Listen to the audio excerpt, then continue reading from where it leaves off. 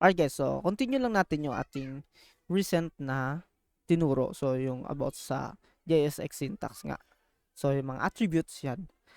So ngayon, tungo naman tayo dito sa ating mga events listener. So ano yung mga events listener? So kung matatandaan nyo, meron tayo sa HTML na tinatawag na mga events like on click, on mouse hover, on mouse up, on key up, and so on. So 'di ba ayun yung mga common na ginagamit natin sa HTML events. So, yung mga events listener na yun. So, dito sa React, different din yung pag-write ng mga events na yun.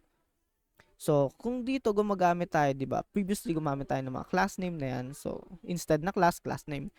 So, kung burahin muna natin to para makita natin yung difference. Yan. So, sa different na ito, dun sa may HTML into JSX. So, pag sinabi natin yung event na on-click, so, let's say on-click, instead na dire-diretso lang na ganyan, so, again, 'di ba, ang syntax is always in camel case. So, doon pa lang malalaman na natin kung ano yung mga dapat nating gamitin. So, yan. Sa pamamagitan yan, makakagawa na tayo ng mga event listener. So, kung makikita nyo, hindi dapat ilagay natin dito yung function name. Let's say, function natin. Function click. Yung mga ganyan. So, hindi natin ilalagay yan.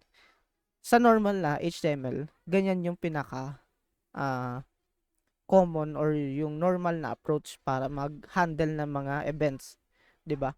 So dito sa React, so directly natin pinuput yung function. So kaya curly braces ang ginamit natin dito. So dito kasi nilalagay yung mga function. So let's say meron tayong function na function click. So ganyan. So dapat meron din tayong function sa may loob ng ating component. So let's say meron tayo dito gagawin na function. So, which is yung ating function click. So, declare lang tayo ng function na fn click and then, syempre, ES6. So, ayan, kung makikita nyo, meron na tayong function. So, void siya. 'Di ba? Again, maglagay tayo dito ng trigger. So, console log na lang natin. Let's say, you click. So, ayan. Then, save natin. Punta tayo sa browser natin. Yan. So, kung makikita nyo, wala pa naman. So, punta tayo dito sa may ating, sorry, napindot. Consoles. Yan. So, meron tayo ditong create na button. I guess, yung event dun sa may pagitan na, sa part ng div natin. So, which mean ito yung container. So, ilipat natin yan sa may pinaka button. So, gawa lang tayo ng button. And then, ilipat natin siya sa may button, yung event na to. So, kasi hindi naman natin makiklik yan. Makiklik naman natin, although hindi natin makikita lang yung pinaka representation yan. Yan. So, lagay lang natin and then put natin dito yung click me. Yan. And then save. So, balik tayo sa browser.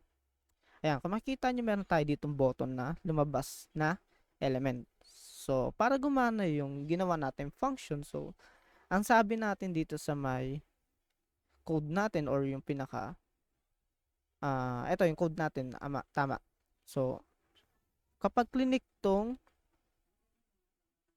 button or yung element na to, so sabihin natin on click this element. So ito ibig sabihin yung element na yun na naka-highlight is clinic. Magti-trigger naman tong console.log natin. So yung you click kasi meron tayong function diyan. Doon natin pinasa yung event. So try natin. Yan. So palakin lang natin to. Click natin. Yan. Yon, 'di ba? Lumabas yung you have click. Kasi nga nag-trigger yung event natin. So kapag click natin maraming beses yan, nagdadagdag yung counts of click dyan o yung pinaka-log natin. So ito yun, yung 12 na yan. Na nakikita nyo na naka kulay blue. So yan, 'di ba?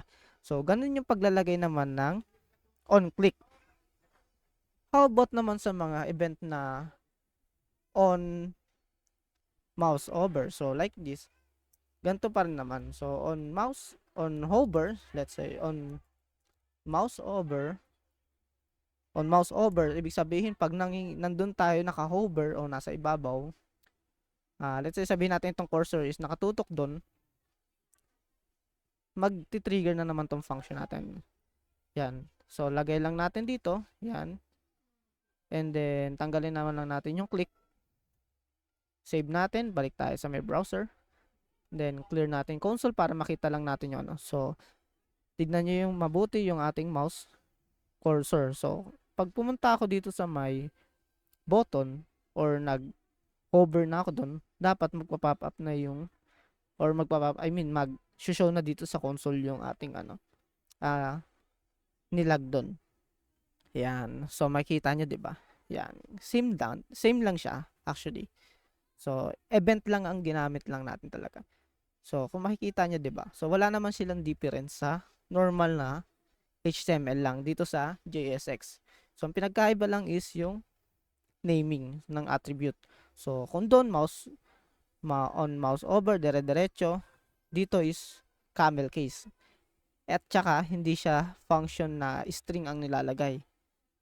Kasi, sa React, ang nilalagay dito talaga is direct function. So, kaya nga pinadali yung buhay natin dito sa React.